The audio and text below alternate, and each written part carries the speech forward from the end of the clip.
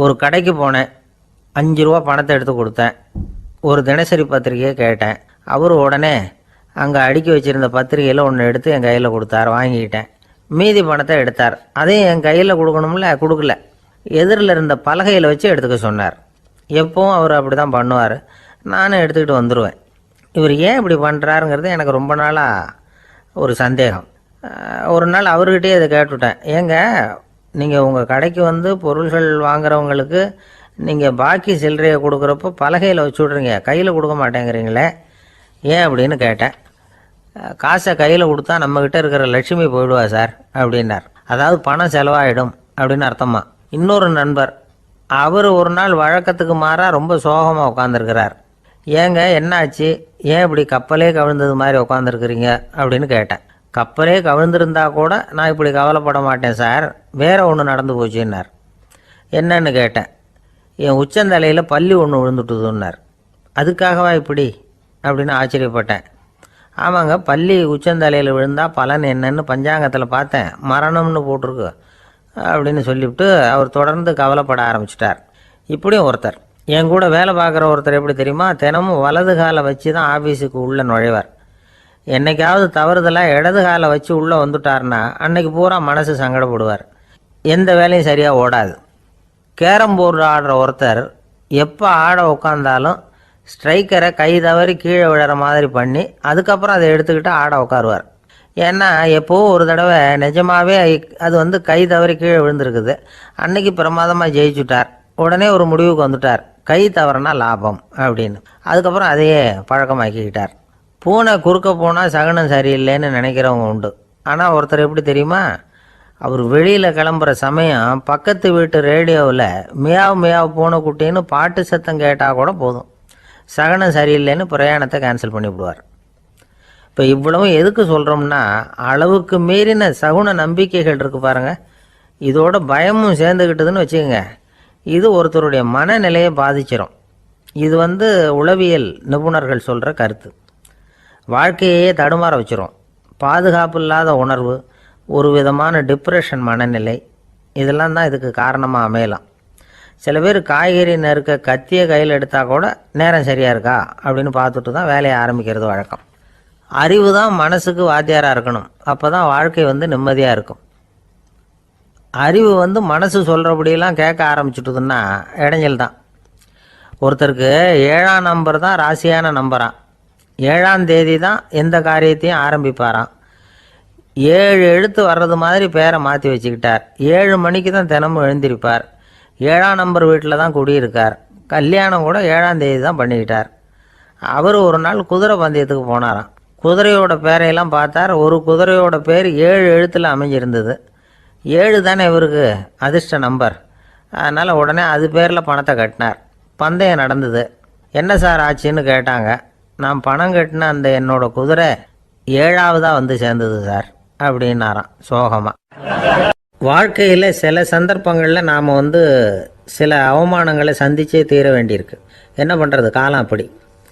அவமானப்படுறவங்க உடனே அடங்கி போய்டுறது தான் உலக வழக்கம். அவமானப்பட்டால் உடனே சீறி எழறவங்களும் உண்டு.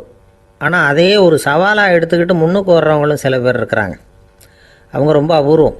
இன்றைக்கி மனோதத்துவ நிபுணர்கள்லாம் என்ன சொல்கிறாங்க தெரியுமா, அவமானப்பட்டுட்டா உடனே அடங்கி போயிடக்கூடாதான், அதையே ஒரு சவாலாக எடுத்துக்கிட்டு மனசில் ஒரு வைராக்கியத்தோடு முயற்சி பண்ணினா வாழ்க்கையில் எல்லாரும் முன்னேறலாமா. அவமானங்கிறத நாம் வந்து வைராக்கியமாக மாற்றிக்கணும். அதுதான் வெற்றிக்கு வழி. ராமர் வந்து இந்த பூமியில் பிறந்ததே ஒரு வைராக்கியத்தினால தான் சார் அப்படின்னார் ஒருத்தர். எப்படிங்க அது அப்படின்னு கேட்டேன். அவர் சொன்னார், தசரதருக்கு ராமர் வந்து குழந்தையாக வந்து பிறக்கணும், அப்போ தான் இங்கே இருக்கிற கஷ்டங்கள்லாம் நீங்கும் அப்படின்னு சர்வ லோகமும் எதிர்பார்த்துக்கிட்டு இருக்குது. ஆனால் அவர் எப்போ வந்து பிறப்பார் அப்படின்னு யாருக்கும் தெரியல. அந்த காரியம் சீக்கிரம் நடக்கணுமே, அதுக்கு என்ன பண்ணுறது. நாரதர் வந்தார் ஒரு நாள் தசரதரை தேடி. தசரதா, உனக்கு ஒரு செய்தி தெரியுமான்னு ஆரம்பித்தார். அவர் எப்பவும் இப்படித்தானே ஆரம்பிக்கிறது வழக்கம். என்ன விஷயம்னு கேட்டார் தசரதர். தசரதா, நீ அடிக்கடி உன்னோட தேரில் ஏறிக்கிட்டு தேவலோகத்துக்கு போகிற, அங்கே போகிற வர்ற எல்லாம் பண்ணிகிட்ருக்க, எல்லாம் சரி. தேவலோகத்துலேயும் உன்னை நல்லபடியாக தான் வரவேற்கிறாங்க. தேவேந்திரன் உன்னை பிரியமாக அழைச்சிட்டு போய் தன்னுடைய அரியாசனத்திலேயே தனக்கு பக்கத்திலேயே உட்கார வைக்கிறான். நீயும் சந்தோஷமாக உட்காந்து பேசிவிட்டு வந்துடுற. ஆனால் நீ இங்கே வந்ததுக்கு அப்புறம் அங்கே என்ன நடக்குது தெரியுமா உனக்கு அப்படின்னாரான் நாரதர். என்ன நடக்குது எனக்கு ஒன்றும் தெரியலையே அப்படின்னாரான் தசரதர். நாரதர்கிட்ட வந்து கிட்டத்தில் வந்து கேட்டிருக்கார், கொஞ்சம் சொல்லுங்கள் என்னது அப்படின்னு. அவர் நெருங்கி வந்தாரான் நாரதரும். மெதுவாக அவர் காதோட காதாக சொன்னாராம். அதாவது நம்ம பாஷையில் சொல்லப்போனால் பற்ற வைக்கிறார். நீ அங்கே தேவேந்திரங்கிட்ட உட்காந்து பேசிவிட்டு வந்த பிறகு நீ அங்கே உட்காந்துருந்த அரியாசனத்தை தண்ணி ஊற்றி கழுவி சுத்தப்படுத்துகிறாங்க. நீ என்ன அந்த அளவுக்கு சுத்தம் இல்லாத ஆளா, தினம் குளிக்காமையாக இருக்கிற அப்படின்னாராம். தசரதருக்கு இது ரொம்ப அவமானமாக போயிட்டுது. அப்படியே செய்கிறாங்க அப்படின்னாராம். ஆமாம், நீ வேணும்னா நான் சொல்கிறது உண்மையா இல்லையா அப்படின்னு சோதனை பண்ணி பார்த்துக்கோ அப்படின்னாரான் நாரதர். உடனே தசரதர் இதுக்காகவே புறப்பட்டு தேவலோகம் போனார். அங்கே வழக்கம் போலவே இவரை கூப்பிட்டு உட்கார வச்சு பேசிக்கிட்டு இருந்தான் தேவேந்திரன். கொஞ்ச நேரம் பேசிக்கிட்டு இருந்துட்டு சரி நான் கிளம்புறேன்னு புறப்பட்டார். சரி அவனும் வாசல் வரைக்கும் வந்து வழி அனுப்பி வச்சுட்டு உள்ளே போயிட்டான். தசரதர் வெளியில் கொஞ்ச நேரம் மறைஞ்சி இருந்துட்டு மெதுவாக உள்ளே எட்டி பார்த்தார் என்ன நடக்குதுன்னு. நாரதர் சொன்னது உண்மைதான். தசரதர் உட்காந்துருந்த ஆசனத்தை அங்கே 2 தேவர்கள் கழுவி சுத்தப்படுத்திக்கிட்டு இருக்கிறாங்க. தசரதரால் இதை தாங்கிக்க முடியல. அவருக்கு ரொம்ப அவமானமாக போச்சு. நேராக கிடுகிடுன்னு தேவேந்திரங்கிட்டே போனார். நான் உட்காந்துருந்த இருக்கையே சுத்தம் பண்ணுறியே, நான் என்ன அந்த அளவுக்கு பாவியா அப்படின்னு கேட்டார். ரொம்ப கோபமாக கேட்டார். தசரதரே, மனுஷனுக்கு 3 கடன்கள் உண்டு. தேவ கடன், ரிஷி கடன், பித்ரு கடன். இதை தீர்க்காதவன் பாவியாகிறான். இதில் மகனை பெறுவதால் தான் பித்ரு கடன் தீரும். உனக்கு மகன் கிடையாது, அதனால் நீ பாவி ஆகிற. பாவி உட்காந்துருந்த இடம்ங்கிறதுனால அதை சுத்தம் செய்ய வேண்டியது எங்கள் கடமை அப்படின்னு நானும் தேவேந்திரன்.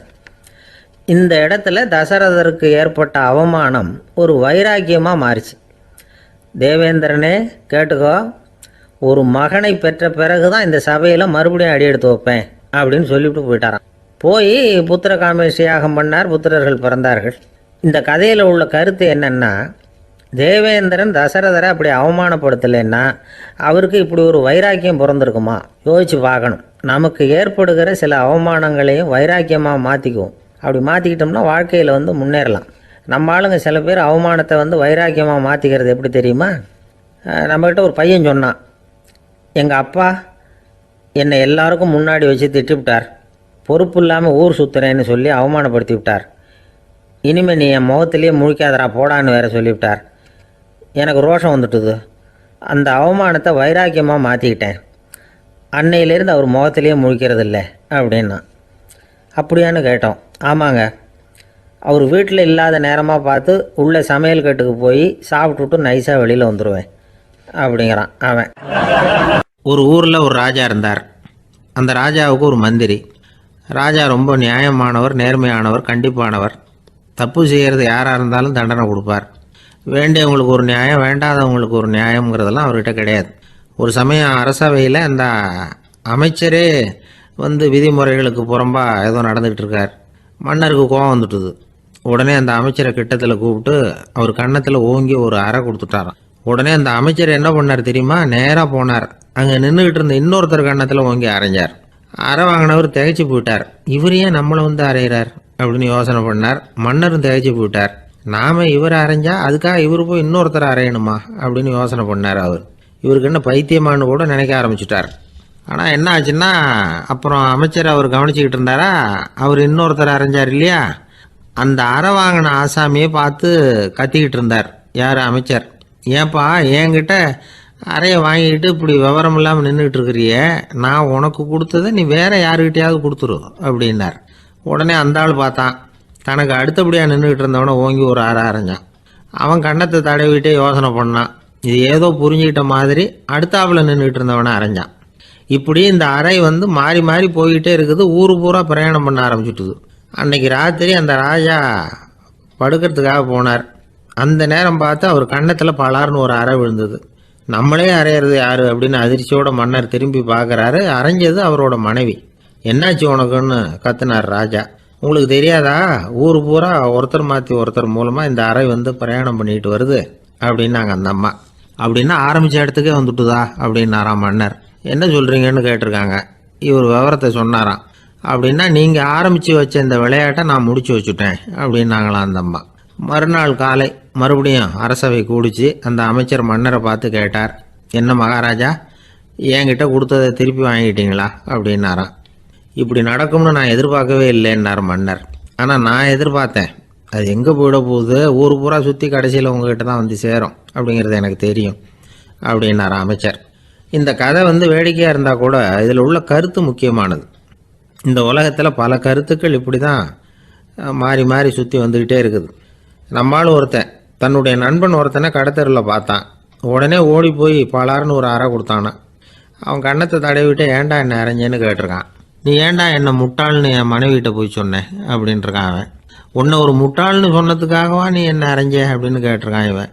டேய், நான் அதுக்காக அறையலப்பா, அது ஒரு பெரிய ரகசியம். நான் முட்டாளுங்கிறது அந்த ரகசியத்தை நீ ஏன் எங்கள் வீட்டில் போய் சொன்னேன், அதுக்காக தான் அரைஞ்சேன் அப்படின்னு நானும் அவன். ஒரு ராஜா இருந்தார். நாடு பூராவும் நிறைய மரங்களை நட்டு வளர்க்கணுங்கிறது அவரோட ஆசை.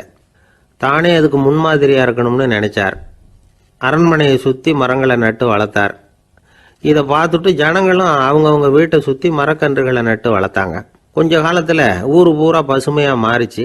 எல்லாருக்கும் சந்தோஷமாக இருந்தது. இது ஒரு பக்கம் இருக்கட்டும். இப்போ நான் சொல்ல போகிற கதை வேறு. அதாவது அந்த ராஜா ஒரு நாள் தன்னுடைய அரண்மனையை சுற்றி இருக்கிற விதவிதமான மரங்களை எல்லாம் போய் பார்த்தார். எப்படி இருக்கிறீங்க அப்படின்னு ஒவ்வொரு மரத்துக்கிட்டையும் விசாரிச்சாராம். எந்த மரமும் சந்தோஷமாக இருக்கிறதா தெரியல. அதுக்கும் மனசில் ஒரு குறை. முதல்ல ஆலமரத்துக்கிட்ட போனார். அது சொல்லிச்சு, மண்ணா, நான் நல்லா பெருசாக வளர்ந்துருக்கிறேன், அடர்த்தியாக இருக்கிறேன், கிளையெல்லாம் 4 பக்கமும் நல்லா படர்ந்து தான் இருக்குது, இருந்தாலும் எந்த பிரயோஜனமும் இருக்கிறதா தெரியல எனக்கு. என்னுடைய பழம்லாம் ரொம்ப சின்னதாக இருக்குது, என் கண்ணுக்கு சரியாக புறப்பட மாட்டேங்குது. நான் இருக்கிற சைஸுக்கு என்னுடைய கிளையில் இருக்கிற பழம்லாம் எவ்வளோ பெருசாக இருக்கணும், அது இத்தினூண்டு இருக்கிறது எனக்கு பெரிய அவமானமாக இருக்குது. இப்படி இங்கே நின்றுக்கிட்டு இருக்கிறதே ரொம்ப கூச்சமாக இருக்குது. ஒரு நல்ல புயல் வந்ததுன்னா பேசாமல் சாஞ்சு விடலாமான்னு பார்க்குறேன் அப்படின்னு புலம்புது ஆலமரம். சரி இருக்கட்டும்னு நினச்சிக்கிட்டு ராஜா அடுத்தபடியாக ஒரு அத்தி மரத்துக்கிட்ட போனார். அதுவும் புலம்ப ஆரம்பிச்சிட்டுது. நான் கூட பெரிய மரம் தான், இல்லை இலையெல்லாம் அழகாக தான் இருக்குது, பழம் அழகாக இருக்குது, இருந்தாலும் உள்ள விஷயம் இல்லையே, அத்தி பழத்தை புட்டு பார்த்தா அத்தனையும் சொத்தை அப்படின்னு பழமொழியே உண்டாயிட்டுதே, இப்படி ஒரு கெட்ட பேரோடு நான் இருக்கணுமா அப்படின்னு புலம்புது அது. சரி இது இருக்கட்டும் அப்படின்னு சொல்லி அடுத்தபடியாக வேப்ப மரத்துக்கிட்ட போனார். அது தன்னுடைய வேதனையை வெளியிட்டது. எனக்கு எவ்வளவோ மருத்துவ குணங்கள்லாம் இருக்கிறதா சொல்லிக்கிறாங்க, இருந்தாலும் என்ன பிரயோஜனம், என்னுடைய பழத்தை மனிதர்கள் யாரும் விரும்பி சாப்பிட்றது இல்லையே அப்படின்னுது. ராஜா அடுத்தாப்புல இருந்து ஒரு பனை மரத்துக்கிட்ட போனார். நான் நல்லா உயரமாக தான் வளர்ந்துருக்கிறேன், மற்ற மரங்கள்லாம் என்னை அண்ணாந்து தான் பார்க்கணும், இருந்தாலும் என்கிட்ட நிழலுக்காக யாரும் ஒதுங்கிறது இல்லையே அப்படின்னுது. என்ன இது எல்லா மரமும் இப்படி திருப்தி இல்லாமல் இருந்துக்கிட்டு இருக்குதே அப்படின்னு நினச்சிக்கிட்டே ராஜா அடுத்தபடியாக அங்கே இருந்த ஒரு பைன் மரத்துக்கிட்ட போனார். அழகாக உயரமாக பசுமையாக தான் இருந்தது, ஆனால் பழமோ பூவோ கிடையாது. அதை நினச்சி அது வருத்தப்பட்டுக்கிட்டு இருக்குது. ஓக் மரம் அது ஒன்று நின்றுட்டு இருந்தது. அது என்ன சொல்லிச்சுன்னா, இலையுதிர் காலத்தில் என் மேலே இருக்கிற எல்லா இலைகளும் உதிர்ந்து போடுது, முடி கொட்டின மனிதர்கள் மாதிரி மொட்டையாக நான் நிற்க வேண்டியிருக்குது, என்ன வாழ்க்கை இது அப்படின்னு சொல்லி அழுத்துக்கிட்டது. சரி புளிய மரம் என்ன சொல்லுது பார்ப்போம்னு அதுகிட்ட போனால், என்னுடைய நிழலில் யாருமே தங்க மாட்டாங்க, உடம்புக்கு சூடுன்னு ஒதுங்கி போயிடுவாங்க, அடிமரத்தை பார்த்தீங்கன்னா பட்டையெல்லாம் உறிஞ்சி பார்க்குறதுக்கே கேவலமாக இருப்பேன் அப்படின்னுது அது. முருங்கை மரம் என்ன சொல்லிச்சு தெரியுமா, என்னுடைய இலை காயெல்லாம் சாப்பிட்றவங்களுக்கு சத்து கொடுக்கறது வாசவம்தான், ஆனால் என் உடம்புல சத்தே கிடையாது, கொஞ்சம் வேகமாக காற்று அடிச்சதுன்னா முறிஞ்சி விழுந்துடுறேன், என்ன வாழ்க்கை இது அப்படின்னு சொல்லி அது வருத்தப்பட்டது. ராஜா யோசனை பண்ணார், என்ன இது மரங்கள் பூமியின் வரங்கள்னு சொல்கிறோம், மழை பெய்யறதுக்கு அதுதான் காரணம், பூமி செழிப்பாக இருக்கிறதுக்கும் அதுதான் காரணம், வீடு கட்டுறதுக்கு மரம், நாற்காலி செய்ய உபயோகப்படுத்துறதுக்கும் அதுதான் உபயோகப்படுது, மனுஷனுக்கு வேண்டிய ஆகாரங்களையும் கொடுக்குது, இப்படிலாம் இருந்தும் எல்லா மரமும் நிம்மதி இல்லாமல் இருந்துக்கிட்டு இருக்குதே அப்படின்னு நினச்சார். அப்போது அங்கே இருந்த ஒரு மகிழ மரம் அவர் கண்ணில் பட்டுது. அந்த மரம் மட்டும் கொஞ்சம் நிம்மதியாக மகிழ்ச்சியாக இருக்கிறது மாதிரி தெரிஞ்சுது. உடனே ராஜா அதுக்கிட்ட போனார். உனக்கு மனசில் எதுவும் குறை இல்லையான்னு கேட்டார். இல்லை, நான் சந்தோஷமாக தான் இருக்கேன்னு அந்த மகிழ மரம். அப்படியான்னு ஆச்சரியமாக கேட்டார் ராஜா.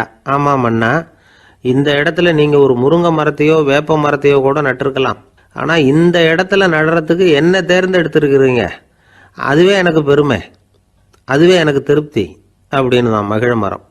மகிழ மரம் சாதாரணமாக தான் இருக்கும், இளம் மஞ்சள் நிறத்தில் பூக்கள், அது காய்ந்தும் மனம் வீசும்.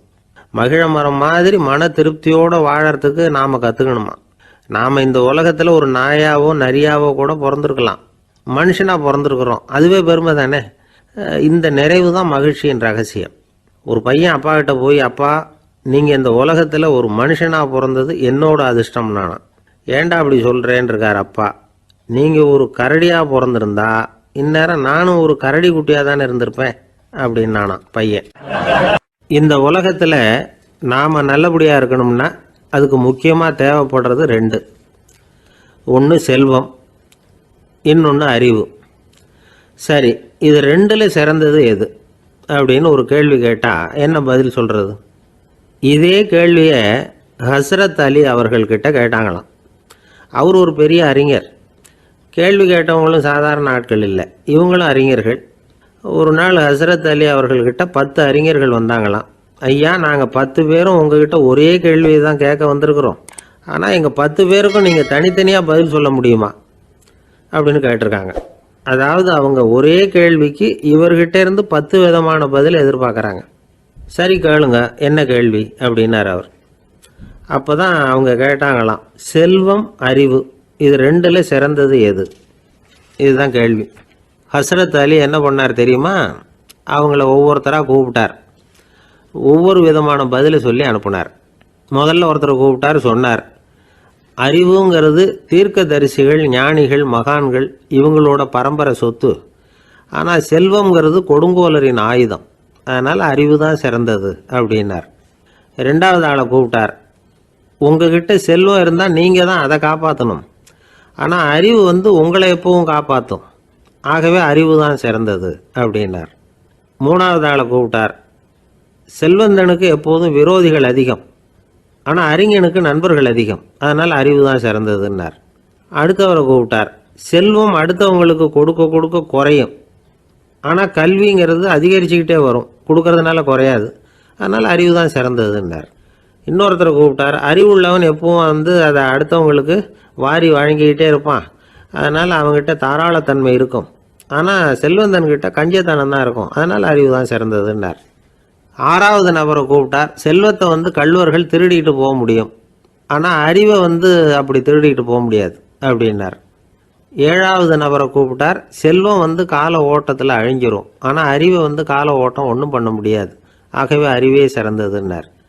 எட்டாவது ஆளை கூப்பிட்டு சொன்னார், செல்வத்துக்கு எப்பவும் எல்லை உண்டு, நிறைவு உண்டு, அளவு உண்டு, கணக்கு உண்டு, ஆனால் அறிவுக்கு அப்படிப்பட்ட எல்லை எதுவும் கிடையாது, அதனால் அதுதான் சிறந்ததுன்னார். அடுத்தவனை கூப்பிட்டார், செல்வம் உள்ளத்தில் உள்ள ஒளியை போக்கிவிடும், இருட்டை உண்டாக்கிவிடும், விரிந்த மனப்பான்மையை குறுகலாக்கிவிடும், ஆனால் அறிவு அப்படி இல்லை, இருண்ட உள்ளத்தில் ஒளியை பாய்ச்சி அதை விசாலப்படுத்துது, அதுதான் சிறந்ததுன்னார்.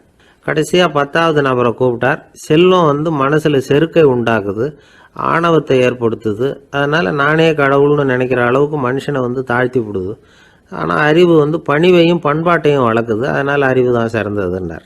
ஆக இப்படி 10 பேருக்கும் 10 விதமாக பதில் சொன்னது மூலமாக ஹஸ்ரத் அலி அவர்கள் அறிவு தான் செல்வத்தை விட சிறந்தது அப்படிங்கிறதுக்கு 10 காரணங்களை சுட்டி காட்டியிருக்கார். அந்த அறிஞர் 10 பேர் கேட்ட ஒரே கேள்விக்கு 10 பதில் சொன்னார். நமக்கு வேண்டிய ஒருத்தர் 10 பேர் கேட்ட கேள்விக்கு ஒரே பதில் சொல்லி சமாளித்தார். கேள்வி என்ன தெரியுமா? என்கிட்ட வாங்கின கடனை எப்போயா திருப்பி கொடுக்க போகிற? இதுதான் அந்த 10 பேரும் கேட்ட ஒரே கேள்வி. இந்த மாதம் 26ஆம் தேதி தந்துடுறேன் அப்படிங்கிற ஒரே பதில் சொல்லி அவ்வளவு பேரையும் இவர் அனுப்பி வச்சுட்டாராம். எல்லாரும் போனதுக்கப்புறம் இவரை தனியாக கூப்பிட்டு கேட்டிருக்கிறாங்க, அது என்ன சார் கணக்கு, 26ஆம் தேதி அன்னைக்கு என்ன அதிசயம் நடக்க போகுது அப்படின்னு கேட்டிருக்காங்க. அதிசயம் அன்னைக்கு இல்லை, அதுக்கு நாளே நடக்க போகுதுன்னாராம். விவரமாக சொல்லுங்கன்னு இருக்காங்க. வேற ஒன்றும் இல்லைங்க, 26ஆம் தேதி தானே எல்லாரையும் வர சொல்லியிருக்கிறேன், அதுக்கு நாளே நான் புறப்பட்டு தலைமறைவாயிட போகிறேன் அப்படின்னாராம் ரொம்ப பெருமையாக. ஒரு விவசாயி விதைக்கிறதுக்காக வயல்வெளி பக்கம் போகிறார். விதைகளை அள்ளி வீசினார். அப்போ என்ன ஆச்சுன்னா, சில விதைகள் பாதை ஓரத்தில் விழுந்தது, சில விதைகள் முள் செடிகள் மண்டி இருந்த புதருக்கு இடையில் விழுந்தது, சில விதைகள் நல்ல நிலத்தில் விழுந்தது. பாதை ஓரத்தில் விழுந்த விதை என்ன ஆச்சுன்னா, அதெல்லாம் பறவைகள் கண்ணில் போட்டுவிட்டுது, உடனே உட்காந்து கொத்தி தின்னுட்டு போட்டுது. அதிகமாக மண் இல்லாத பாறை பகுதியில் விழுந்த விதையெல்லாம் லேசாக வேர் விட்டு முளைக்க ஆரம்பிச்சுது. அதுக்கப்புறம் வேர் கீழேயும் ஆழமாக போக முடியல, மேலேயும் சூரிய வெப்பம் அதிகம் தாங்க முடியல, எல்லாம் காஞ்சி கருகி போட்டுது. புதர் பகுதியில் சில விதைகள் விழுந்தது இல்லையா, முள் செடிகள் காடாக மண்டி போயிருந்தது. அதனால் முளைச்சி வர்ற செடிக்கு நெருக்கடி அதிகமாக போட்டுது, சரியாக வளர முடியல, விளைச்சலும் சரியாக இல்லை.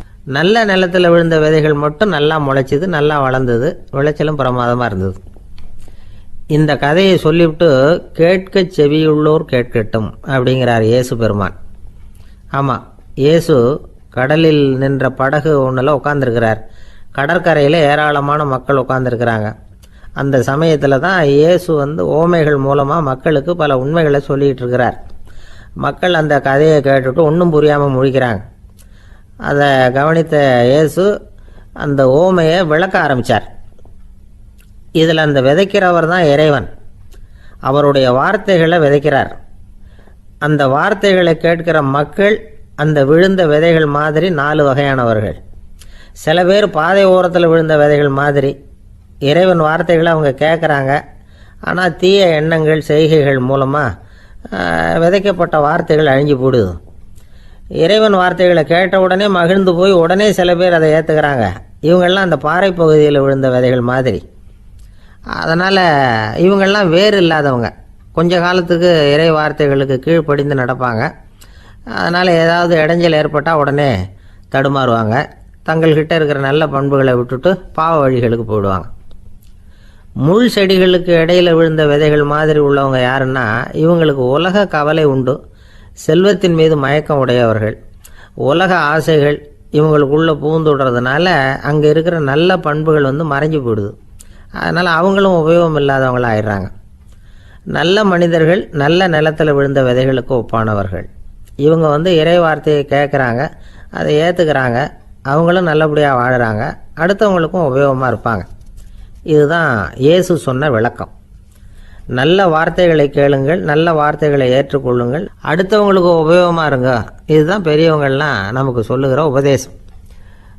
ஒரு அப்பா தன்னுடைய மகனுக்கு உபதேசம் பண்ணார். இதை பாருப்பா, நல்ல வார்த்தைகளை கேட்கணும், எப்போதுமே மகன் அப்பா பேச்சை கேட்குறது நல்லது அப்படின்னாராம். நீ ஏதாவது ஒரு தப்பு பண்ணால் என் தலையில் ஒரு முடி நரைச்சி வெள்ளையாக போடும்பா, நீ செய்கிற ஒவ்வொரு தப்புக்கும் என் தலையில் ஒவ்வொரு முடி வெள்ளையாயிடும் அப்படின்னாராம். பையன் யோசித்தான், அப்பா இப்போ தான் எனக்கு புரியுது, தாத்தாவோட தலைமுடி பூராவும் வெள்ளையாக இருக்கிறதுக்கு என்ன காரணம்ங்கிறது எனக்கு இப்போ தான் புரியுது அப்படின்னானா. ஜவஹர்லால் நேரு பிரதமராக இருந்த சமயம் அவர் ஒரு தடவை சென்னைக்கு வந்திருக்கிறார். இங்கே சில முக்கிய நிகழ்ச்சிகளில் கலந்துக்கிறதுக்காக வந்திருந்தார். ஆளுநர் மாளிகையில் ஒரு நாள் ராத்திரி தங்கி மறுநாள் புதுடெல்லி புறப்படுறதாக ஏற்பாடு. நிகழ்ச்சியிலெல்லாம் முடிச்சுக்கிட்டு ஆளுநர் மாளிகையில் தங்கியிருக்கிறார். அன்றைக்கு இரவு படிக்கிறதுக்கு ஒரு முக்கியமான புத்தகம் அவருக்கு தேவைப்பட்டது. அந்த சமயத்தில் உலக அளவில் ஒரு முக்கியமான பொருளாதாரம் சம்பந்தமான ஒரு புத்தகம் வெளியாகி இருக்கிற விஷயம் அவருக்கு தெரியும். அந்த புத்தகம் மெட்ராஸுக்கு வந்திருக்குமா, அது இங்கே கிடைக்குமா அப்படின்னு விசாரிச்சிருக்கிறார் நேருஜி. அவர் இப்படி கேட்ட உடனே அங்கே இருந்தவங்கெல்லாம் ரொம்ப பரபரப்பாக செயல்பட ஆரம்பிச்சிட்டாங்க. முக்கியமான இடங்கள்ல எல்லாம் விசாரிச்சிருக்கிறாங்க, அந்த புத்தகம் உங்ககிட்ட இருக்கான்னு. சென்னையில் உள்ள கன்னிமாரா நூல் நிலையத்துக்கு எப்படியும் அந்த புத்தகம் வந்திருக்கணும் அப்படின்னு ஒரு நம்பிக்கை. அங்கே விசாரித்தாங்க. அந்த புத்தகம் 2 நாளைக்கு முன்னாடி தான் அங்கே வந்திருக்குது அப்படிங்கிற விஷயம் தெரிஞ்சுது. உடனே எல்லோரும் அங்கே ஓடினாங்க. அவங்களுக்கு இன்னொரு சந்தேகம், புத்தகம் வந்திருக்கு சரி, அது இந்த சமயத்தில் வேறு யாரும் படிக்கிறதுக்கு எடுத்துகிட்டு போயிருக்கக்கூடாதே அப்படிங்கிற சந்தேகம் இருந்தாலும் மனசுக்குள்ளே ஒரு தைரியம். இப்படி ஒரு புத்தகம் வெளிவந்திருக்கிற விஷயமே நேருஜி சொல்லி தான் நமக்கே தெரியும். அதுவும் இல்லாமல் உலக பொருளாதாரம் சம்பந்தமான ஏதோ ஒரு புத்தகம் அது. அதை போய் இந்த நேரத்தில் அவ்வளவு ஆர்வமாக யார் எடுத்துகிட்டு போயிட போகிறாங்க அப்படிங்கிற தைரியம். இந்த தைரியத்தோடு அந்த நூல் நிலையத்துக்கு ஓடினாங்க. புத்தகத்தை தேடினா அது கிடைக்கல, யாரோ எடுத்துகிட்டு போயிருக்கிறாங்க. நேருவுக்கு மட்டுமே தெரிஞ்சிருந்த அந்த புத்தகம் பற்றின விஷயம் சென்னையில் வேற ஒருத்தருக்கும் தெரிஞ்சிருக்குது. உடனே எல்லாரும் பரபரப்பாக அதுக்குன்னு இருக்கிற ரிஜிஸ்டர் இருக்குல்ல, பதிவேடு, அதை புரட்டி பார்க்குறாங்க, யார் எடுத்துகிட்டு போகிறாங்கன்னு தெரிஞ்சுக்கிறதுக்காக. எடுத்துகிட்டு போனவங்க அதில் கையெழுத்து போட்டிருப்பாங்கல்ல, அதை பார்த்து யாருன்னு தெரிஞ்சுக்கலாம் அப்படிங்கிறதுக்காக தான் அதை புரட்டுறாங்க. அதோ அந்த புத்தகத்தோட பேர் பக்கத்தில் அதை எடுத்துக்கிட்டு போனவங்க கையெழுத்து உத்து பார்க்குறாங்க எல்லாரும். அதில் போட்டிருக்குது பேர் சிஎன் அண்ணாதுரை அப்படின்னு எழுதியிருந்தது. அவர் தான் பேரறிஞர் அண்ணா. நேரு படிக்க விரும்பின ஒரு புத்தகத்தை அதே நேரம் படிக்க விரும்பின இன்னொரு தலைவர் இவர். படிக்கிறதுல அவருக்கு இருந்த ஆர்வத்தை நாம் தெரிஞ்சுக்கணும்னா அதுக்கு எவ்வளவோ சம்பவங்கள் இருக்குது. கடைசி காலத்தில் அவர் அடையாறு மருத்துவமனையில் படுத்திருக்கிறார். அவருக்கு ஒரு முக்கியமான அறுவை சிகிச்சை செய்ய வேண்டியிருக்குது அவசரமாக. அமெரிக்காவிலேருந்து டாக்டர் மில்லர் வந்திருக்கிறார். அவர்கிட்ட கேட்குறார், டாக்டர் நாளைக்கே அறுவை சிகிச்சை செய்ய போகிறீங்களா அப்படின்னு. ஆமாங்கிறார் டாக்டர் மில்லர். நாளைக்கு மறுநாள் செஞ்சுக்கிறேனே அப்படின்னாரான் அண்ணா. ஏன் ஏதாவது நாள் பார்க்குறீங்களான்னு கேட்டிருக்கார். இல்லை, ஒரு புத்தகத்தை படிச்சுக்கிட்டு இருக்கிறேன், அதை நாளைக்குள்ளே முடிச்சிருவேன், அதுக்கப்புறம் நான் இறந்தாலும் கவலை இல்லை அப்படின்னாரான் இவர். அவர் தான் அறிஞர் அண்ணா.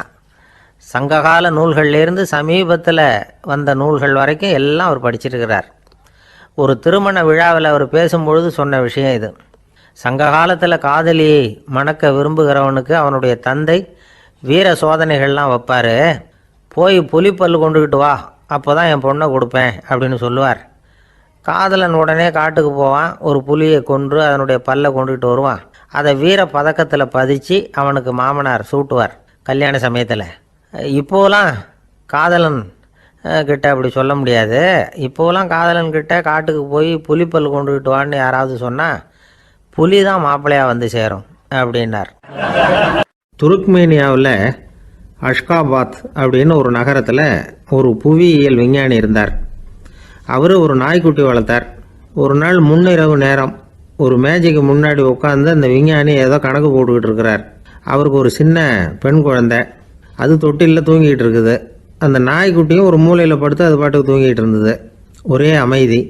அந்த நேரத்தில் திடீர்னு அந்த நாய்க்குட்டி துள்ளி எழுந்திரிச்சிது. நேராக குழந்தைகிட்ட ஓடிச்சு. அந்த குழந்தைய அது போட்டிருந்த ட்ரெஸ்ஸோடு சேர்த்து கவ்வி தூக்குச்சு. தூக்கிக்கிட்டு வாசல் பக்கம் ஓடிச்சு. நாய்க்குட்டி குழந்தைய கவ்வி தூக்க முடியுமாங்கிற சந்தேகம் உங்களுக்கு இல்லையா? நீங்கள் நம்ம ஊர் நாய்க்குட்டியவே பார்த்து பழக்கப்பட்டிருக்கீங்க, அதனால் நம்புறதுக்கு சிரமமாக இருக்கும். அந்த ஊர்லெலாம் அது ரொம்ப ஸ்ட்ராங்காக இருக்கும், ஒரு ஏதோ கண்ணுக்குட்டி மாதிரி இருக்கும். விஞ்ஞானி அதை பார்த்துட்டார். உடனே அந்த நாய்க்கு வெறி பிடிச்சிட்டுதுன்னு முடிவு பண்ணிவிட்டு தன்னோட கை துப்பாக்கியை எடுத்துக்கிட்டு ஓடி வந்தார். அவர் வெளியில் நாய்க்குட்டி எங்கே அப்படின்னு பார்த்து தேடுறார். அந்த நேரத்தில் அந்த வீடு இடிஞ்சு விழுது. காரணம் பூமி அதிர்ச்சி. இப்படி பூமி அதிர்ச்சி உண்டாக போகுதுங்கிறது அந்த நாய்க்குட்டிக்கு முன்னாடியே தெரிஞ்சு போச்சு. அதுதான் குழந்தைய தூக்கிட்டு வெளியில் ஓடி வந்திருக்குது. அது மூலமாக அந்த குடும்பத்தையே காப்பாற்றிருக்குது அந்த நாய்க்குட்டி. இந்த சம்பவம் நடக்கிறதுக்கு 3 நாளைக்கு முன்னாடியே சில பிராணிகளுக்கு இப்படி நடக்க போகுதுங்கிறது தெரிஞ்சிருக்குதான். ஆமாம், அந்த நகரத்தில் 3 நாளைக்கு முன்னாடியே பாம்பு, பல்லி இதெல்லாம் அது தங்கியிருந்த வலையை விட்டு வெளியில் ஓடி வந்துட்டுது. அதே மாதிரி அங்கே இருந்த புறாவெல்லாம் பறந்து போயிடுச்சான். இதே மாதிரி யுகோஸ்லோவியாவில் கூட ஒரு நகரம், அங்கே ஒரு நாள் ராத்திரி ஒரு மிருக காட்சி சாலையில் திடீர்னு ஒரு பெரிய கலவரம், கூச்சல், குழப்பம். அங்கே இருந்த கழுதை, புலி, யானை, பறவை எல்லாம் கண்ணாபின்னான்னு கத்த ஆரம்பிச்சுட்டுது. நீர் யானை அதுக்குன்னு போட்டிருந்த தடுப்பையே தாண்டி குதித்து வெளியில் வந்துட்டு தான். மறுநாள் தான் எல்லாருக்கும் விஷயம் புரிஞ்சுது. அடுத்த நாள் காலையில் அங்கே பூமி அதிர்ச்சி உண்டாயிட்டுது. இப்போ பாருங்கள், அதாவது மனுஷனை போய் தீர்க்க தரிசி அது இதுன்னு சொல்லிகிட்டு இருக்கிறோம். இவனை விட அது பரவாயில்லைன்னு தோணுது. அதாவது மிருகங்கள் ஒன்று நடக்க போகுதுங்கிறத முன்னாடியே புரிஞ்சுக்குதே. சரி, இதெல்லாம் எப்படி அது முன்கூட்டி புரிஞ்சுக்குது? அதுதான் படைப்பு ரகசியம். அதை கண்டுபிடிக்கிறதுக்கு தான் மனுஷன் ஆராய்ச்சி பண்ணிகிட்டு இருக்கிறான். விஞ்ஞானிகளோட ஆராய்ச்சியெல்லாம் ஒரு பக்கம் இருக்கட்டும், வீட்டுக்குள்ளேயே சில ஆராய்ச்சி பண்ணி பாருங்களேன். இப்போ சில யோசனை சொல்லி அதை சோதனை பண்ணி பாருங்க அப்படின்னு ஒருத்தர் சொன்னாராம். அதாவது இப்போ மழை வருமா வராதா அப்படின்னு தெரிஞ்சுக்கணுமா, உடனே ஒரு பூனைக்குட்டி பின்னாடியே மெதுவாக போய் அது என்ன செய்யுதுன்னு கவனித்து பார்க்கணும். பூனைக்குட்டி தன்னோட பாதத்தினால சுகத்தில் அப்படி கீறிக்கிட்டு இருக்கும். அப்படி கீறினா கண்டிப்பாக மழை வரும். சில சமயம் பூனைக்குட்டி அப்படி மல்லாந்து படுத்துக்கிட்டு பாதத்தை உயர தூக்கும், அப்படியும் புரளும். இப்படி செஞ்சதுன்னா அன்னைக்கும் மழை இருக்காது. அதனால் முன்னாடி இருந்தது மழை வர்றதுக்கு அறிகுறி, இது மழை இல்லைங்கிறதுக்கு அறிகுறி. பறவைகள், பிராணிகள் இதுகளோட நடவடிக்கைகளை பார்த்துட்டு அதையெல்லாம் அடிப்படையாக வச்சு தான் காலநிலையை கண்டுபிடிக்கிற கருவிகளை கண்டுபிடிச்சிருக்கிறாங்க. வாத்து இருக்குல்ல, சில சமயம் தன்னோட அழகை தன்னோட இறகுகளில் அப்படியே புதைச்சிக்கும். அப்படி செஞ்சால் குளிர்காலம் வரப்போகுதுன்னு அர்த்தம். பருவநிலை குளிராக மாறப்போகுதுங்கிறதுக்கு இதுதான் அறிகுறி. சிட்டுக்குருவி இருக்குதுல்ல, அதெல்லாம் புழுதியில் உழுந்து புரளும், சிறகுகளை படபடன்னு அடிச்சுக்கும். அப்படி செஞ்சால் மழை வரப்போகுதுன்னு அர்த்தம். ஒன்று மட்டும் நாம் நல்லா தெரிஞ்சுக்கணும், இயற்கையின் சீற்றம்னு சொல்கிறோம் இல்லையா, இயற்கை ஏன் நம்ம மேலே கோவப்படுது? இயற்கையை நாம் அனுசரித்து போகிறதில்ல, அதனால் கோவப்படுது. காடுகளை அழிக்கக்கூடாது, விலங்குகளை கொல்லக்கூடாது, இயற்கை ஏற்படுத்தி வச்சிருக்கிற சமநிலையை கெடுக்கக்கூடாது. அதை புரிஞ்சுக்கிட்டு வாழ்ந்தோம்னா பூமியும் நடுங்காது, நாமளும் நடுங்க வேண்டிய அவசியம் இருக்காது. ஒருத்தர் இருந்தார், சாராய கடைக்கு போனாராம், நிறைய சாப்பிட்டார். அப்புறம் சொன்னார், இது ரொம்ப அற்புதமான சரக்கு போல இருக்கு, உள்ளே போன உடனே இந்த பூமியே நடுங்கிறது மாதிரி இருக்கு எனக்கு அப்படின்னாராம். இதுக்கு கடைக்காரர் சொல்லியிருக்கார், நீங்கள் சாப்பிட்டது வெறும் பச்சை தண்ணி தாங்க, இப்போ ஏற்பட்டிருக்கிறது நிஜம் பூமி அதிர்ச்சி அப்படின்னாராம்.